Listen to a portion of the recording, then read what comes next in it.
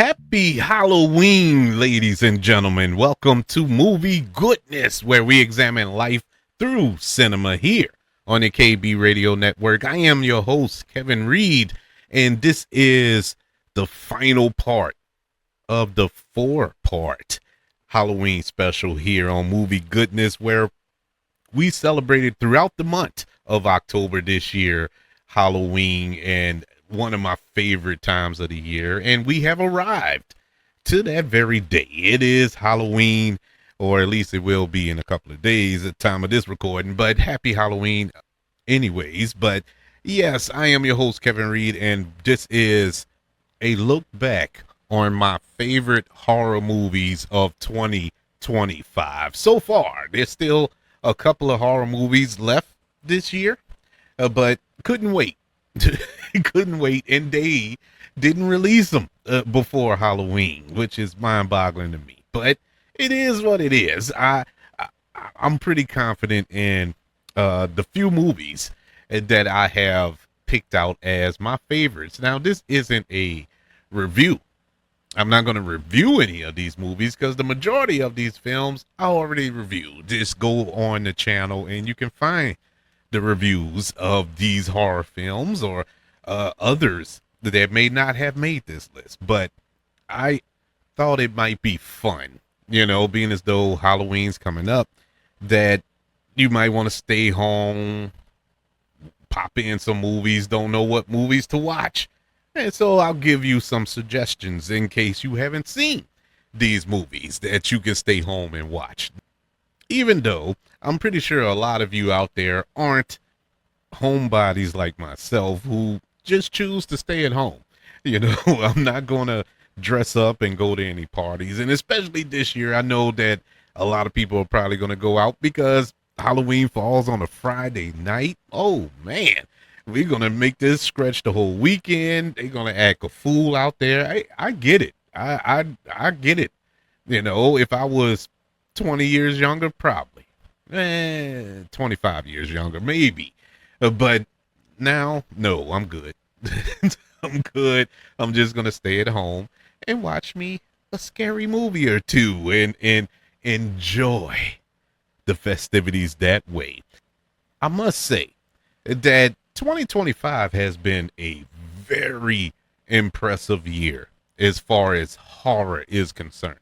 I think we got some bangers of horror films to come out this year. And not just your typical slasher vampires or your typical monsters or ghost stories or whatever the case may be. We got different perspectives. We got different takes on genre properties. We got a vampire film that was set during the Jim Crow era. We got a ghost story told from the perspective of a dog. We got a ghost story told from the perspective of a ghost. We've seen different versions of these genre films this year, and I've enjoyed a lot of them. I thought that this was, or still is, we still got a couple of months left in this year, one of the best years of horror. I think this is kicking off a new era of horror. And I hate to say kicking off because we've gotten a taste of different horror films over the past few years. Get Out and Us and, with Jordan Peele and things of that nature. We've got different views of horror films before, but never in an abundance like we did in 2025. This has been such a good year. And what makes it so great is the fact that they've been good. It wasn't like these are in the clearance bin at Walmart type movies. No, these were really good movies. Good enough, in fact, that you may hear a couple of these titles mentioned around award season. Don't be shocked if you get that get that notification or look at the nominee list, early next year. It would not shock me at all. But that's besides the point. Let's jump into my list. This is my list of some of the best horror films of the year and some of the best films to watch on Halloween night of 2025. Let's begin. Let's begin with some honorable mentions. These are films that they aren't bad movies, and I really wouldn't consider them horror in a couple of cases, but these are films that I think uh worthy of being mentioned this year amongst some of the good horror films, and is a good sit home watch. Beginning with Bring Her Back. This is a film that stars Sally Hawkins. Is directed by the same directed team that gave us Talk to Me a couple of years ago. Or was that last year? Either way, this film, it wasn't scary, but it was definitely creepy. It creeped me out. I I wasn't expecting to be creeped out as much as I was, and it tells a deeper story, like all the most horror films does, but it does a good job of it, and it's a good watch for Halloween night. I think it's really good, well made. One of the best performances you're gonna see all year from Sally Hawkins. Uh, yeah, worthy of a watch. Worthy of the watch. Another honorable mention is a film that I randomly saw, and I can't even remember where I watched. I know I watched it at home. It must have been on Shudder or something. But Clown in the Cornfield, and I knew nothing of this movie. I didn't even know what this was about, other than a clown, and I had fun with it. It's one of those, kind of throwback horror films that you probably would have caught in the mid '80s, and it was a good watch. I really did enjoy it. It got a little convoluted at the end, but it's good. It is good. It's a good watch. Has some really cool kills in it, you know, and yeah, I had a good time with that movie. And my final honorable mention would have to be Presence. Presence is a horror film directed by Steven Soderbergh. Yes, Magic Mike and the Ocean 11 films, and what was the one with George Clooney and Jennifer Lopez? I can't think of the name. It's escaping me right now. But anyway, he directed this quote unquote ghost story, and I didn't know what to expect from this either. And when I went to see it, I, went in blind. I knew going in it was supposed to be from the ghost perspective. So I'm like, okay, that's interesting. Never seen that before. How are they going to tell this story? And Steven Soderbergh, excellent director, found a way to tell this story from the ghost perspective. And it's not a wow type of movie. It isn't a movie that you're gonna write home and tell your mom about after you've seen it. As a matter of fact, I after I left from watching it, I didn't even review it, because it was nothing there. It wasn't bad, but it was just really nothing to talk about. But it's still, I still feel that I left there a better person for some, just because I watched it, just because I was there. It has that feeling. But as far as the movie as a whole, it's pretty forgettable at the end of the day. But it was a good movie. I can't. It's hard to explain. I know it sounds like I'm contradicting myself all over the place, and I get it. I'm hearing myself as I talk, but it's just something you have to watch. You have to watch it to understand where I'm coming from. You will be enjoying the movie while the movie's going on, but once you get up out your chair and walk away, pretty much everything that you felt will stay where it's at. that's where I'm at with it. Good film while you're watching it, completely forgettable after the fact. That sums it up pretty much. But I think it needs to be celebrated for the simple fact that we told this ghost story from this perspective. And yes, I enjoyed it immensely. All right, let's get into the real list of movies to watch this Halloween. And speaking of different perspectives, let's jump into the Big Daddy, and that'll be Good Boy. Good Boy is a film that, once again, went into it pretty blind, not knowing what to expect from it. Knew that it was being told from a perspective of a dog. Once again, how? how? And I didn't know that this movie would have me emotional at the end. I was truly emotional at the end of Good Boy. It really touched me, and so well made, and it needs to be celebrated to the highest level. I did a review on it, so I'm not going to go through the whole thing, but it's amazing. It took 4 years to make this movie.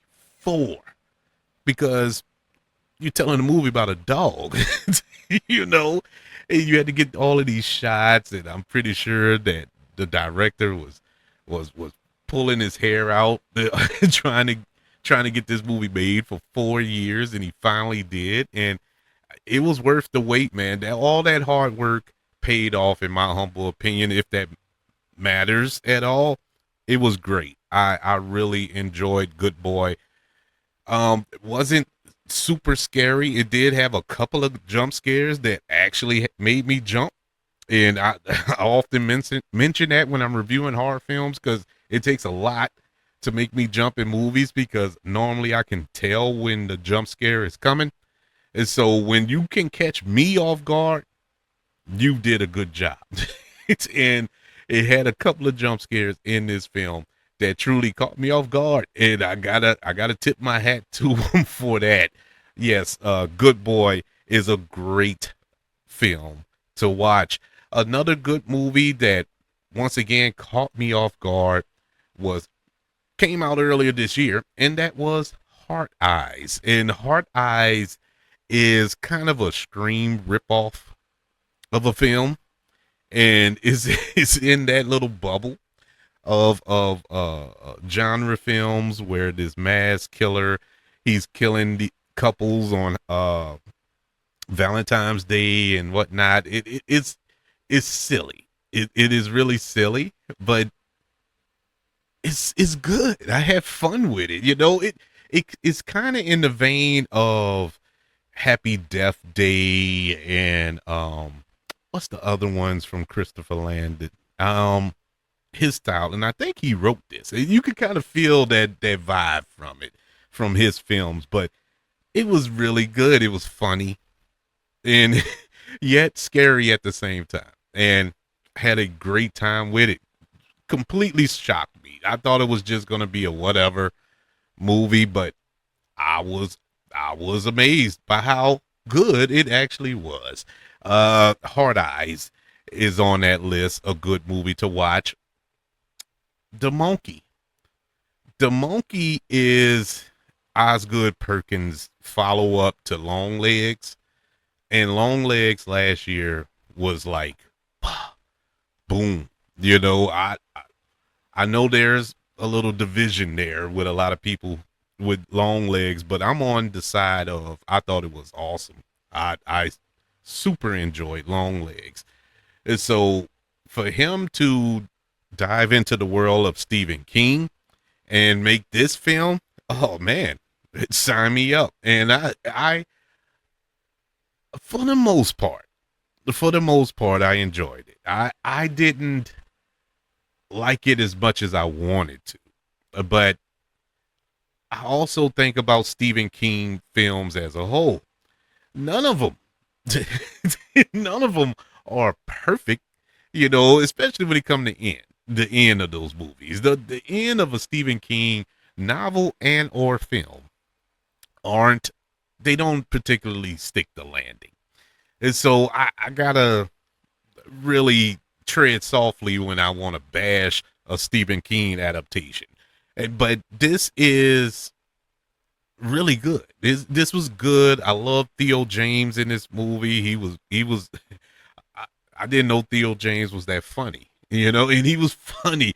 This has more comedy than horror, but the horror moments were there. Now, the knocks I have on the film, like I said, the ending was just not executed well. The movie felt rushed at times, and it just basically felt like a Final Destination with ripoff whenever the monkey did his thing. So I didn't appreciate that. I didn't like that about it, but it's an interesting premise, and it did have some pretty gory deaths in it. That's the sadist in me, I guess. I don't, I gotta have the gore in horror movies. It's gotta happen. But anywho, moving on to our next film to watch on Halloween night. If you are with your missus or your mister and y'all want to watch a movie together, watch Together. Yeah, Together. A film that stars James Franco or Dave Franco, his brother, and his real life wife, Allison Brie, as a couple. And so they didn't have to stretch their acting abilities too much here. There was natural chemistry, of course, between these two, but this was a good movie. Really, really good movie. I've seen it twice. I really like this film and what it tells, the story it tells, and the journey that these two individuals go on throughout the film, and the body horror. Oh my god! Oh my god! It still gives me the EBGBs. Thinking about some of the some of the things that you see in this movie. It's not for the faint of heart, and I probably wouldn't recommend you eating while watching certain scenes. But yeah, it is freaky. It is a freaky movie. But for anything, the terror that Allison Brie and Dave Franco are going through in this movie, it is scary, man. And they did a great job of acting, especially Allison Brie. I think she stole the movie, if that's possible. I mean, she's pretty much the co-lead, but man, it did a number on me. It really did a number on me. That's a movie to watch this Halloween season. Another one, I gave it a second chance. When I first watched it, I was a little let down. Well, that's a lie. I was a lot of let down. I did not enjoy it the first go arounds. I decided to watch it again. Still didn't quite get there, but it did get a little better the second go around with the film. And I'm talking about 28 years later. 28 years later, Danny Boyle returning, Alex Garland returning to tell the story that they began with 28 days later. And I'm like, okay, this can't go wrong. Well, it did go wrong. It did go wrong. And so when I first watched it, like I said, didn't too much care for it. But then I thought about it. I was like, well, they're telling a broader story. We already know that you're getting the sequel in a couple of months, I think. I think in January. The second one comes out. So it isn't a completed story. And I was looking at it through in a box, I was looking at it, with the gaze of they're telling one story here, and that wasn't it. So it was open-ended. And that's what frustrated me. So when I watched it the second time with all of that really playing in my mind while I'm watching it, I kind of enjoyed it a little more. Pretty sure on the third viewing, I'll probably enjoy it again, just a little bit more. So I'm willing to surrender the fact that this movie is better than what I'm giving it credit for. It had some really good scenes, really good moments in this movie that, I mean, I can't give it horrible, horrible review, but Yeah, man, there was some real frightening moments here, especially when you get to the infected. Uh, you know, that's frightening. That is, yeah, I can't even think about that. But yeah, this was a good movie. It was good, and I acknowledged that in my initial review when the movie came out. It was good, you know, but it just wasn't what I wanted in particular. But it's growing on me on each viewing going forward. So uh, maybe I got that one wrong. Maybe, but I don't think I'm too far off there. But in any event, yeah, 28 days later, another good watch on Halloween night. Bone Lake. Yeah, Bone Lake. Once again, didn't know what I was expecting. Didn't know what I was getting. Didn't know anything about the movie. I thought it was a throwaway movie and got more than what I was bargained for. I got a actual couples therapy movie disguised as a horror film or vice versa, however you want to take it. But this was a good movie, man. It really caught me off guard yet again. I love that. If you can't tell, I love being caught off guard. You know, I love being shown something that I thought was going to be something else in a good way. You know, normally I'm caught off guard in going in the other direction, like thinking it was going to be good and it ended up sucking. But no, man, this was really, really good. Well made. Uh, Real great twist in it. It had a really good twist that you kind of figure out midway through, but it's still the rollout of it was it. They took their time with it and hit you with it, and when they hit you with it, and things go berserko at the end, it's earned. It is very much earned. It's not gory or bloody for gory and bloody sake. It is really earned, and it's one of the best horror films of the year, honestly. So if you ever get the chance to check out Bone Lake, go check out Bone Lake. It is really good. I mean, tops. It's I'm telling you, it's tops. Definitely a breath of fresh air in the horror genre. Speaking of breath of fresh air, not only in the horror genre, but for this franchise altogether, we reached the top three films of the year or horror films of the year.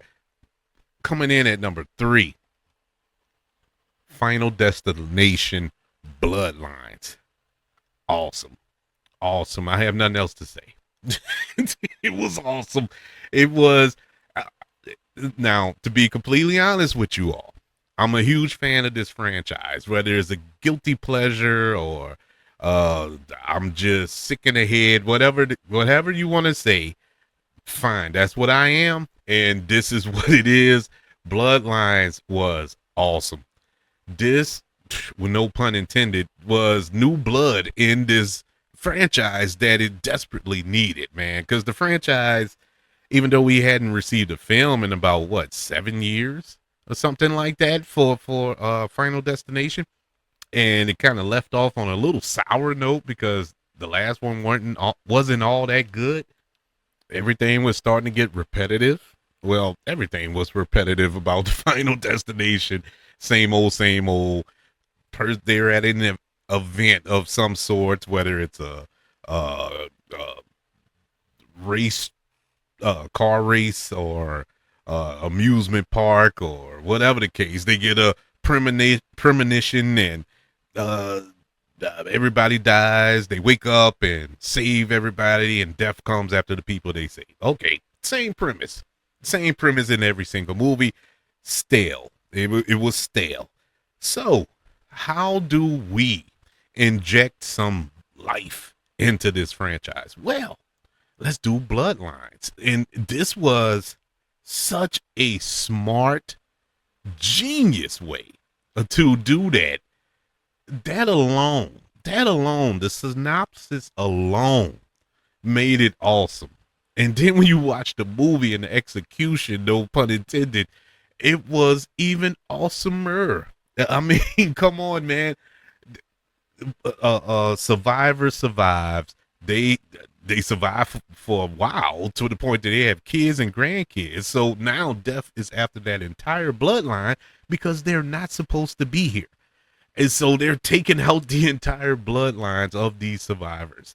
And the deaths, man, the deaths were so brutal. And man, it was just, it just fit the franchise. Now, is it silly bubblegum? Yes, man. Some of the stuff in here is some. A lot of the stuff here is ridiculous. It is utterly ridiculous, but that's the whole point. That's the whole point. Man, I had such a good time with Bloodlines.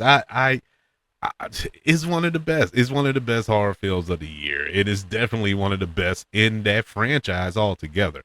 Great watch for Halloween night. Coming in at number 2 is Sinners.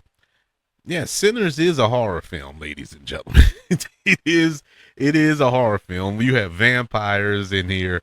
I mean, come on, but it's and the KKK. That's more horrifying than the vampires. So yeah, man, this is Ryan Coogler just playing with his food at this point. He's just messing with us.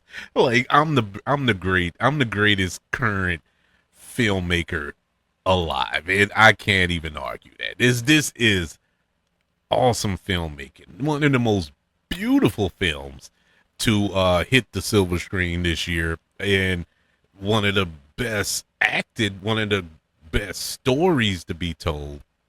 And you know what blows my mind? You keep hearing From Dusk Till Dawn ripoff when you hear the description of this movie. From Dusk Till Dawn couldn't hold Sinner's jockstrap. And this is coming from somebody who absolutely loves From Dusk Till Dawn. But those are two different movies. The only similarity is that they both take place in a club. Other than that, there's no similarities. There's no similarities. And vampires, okay, whatever. But no, there's no similarities. Two different stories altogether. And this was, I don't know, man. Now this I can definitely see being mentioned around awards time, if not for the costume design, cinematography, maybe a couple acting nods, or hey, maybe even Ryan Coogler as director. This was really, really good. Honestly, I've seen it 3 times. No, 4. I've seen Sinners 4 times. It is that good. It's one of those films that I watched that hasn't lost its magic, you know, from the first time I watched it. Normally it starts to get stale, you know, after the second or third viewing, but it hasn't as of yet, for me. So Sinners is a really, really good watch. Is very bloody, very gory when the vampires unleash hell. So it is definitely a horror film to watch on Halloween night. And my number 1 horror film of the year is a no-brainer. Even though it doesn't have, well, that's a lie. It does have gore. It does have gore. And when it does, it does. I don't know why I was about to make that stupid statement. Because it has one of the goriest, bloodiest scenes you ever want to see in the history of film, because it involves children, and that is none other than Weapons.